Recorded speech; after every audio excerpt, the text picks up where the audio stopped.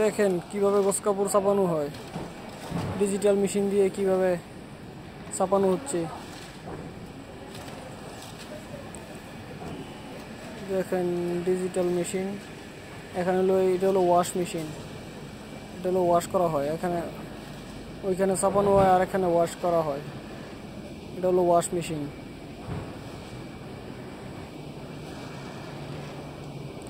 দেখতে থাকুন কত বড় মেশিন এটা। এটা হলো ওয়াশিং মেশিন। আর এখানে হলো ছাপানো হচ্ছে, ছাপানোর পর মেশিনের ভিতর গিয়ে হিট দেওয়া হচ্ছে।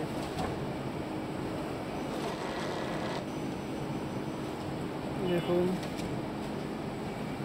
প্রত্যেক রাউন্ডে 1 গজ করে ছাপানো হচ্ছে, প্রত্যেক রাউন্ডে 1 গজ।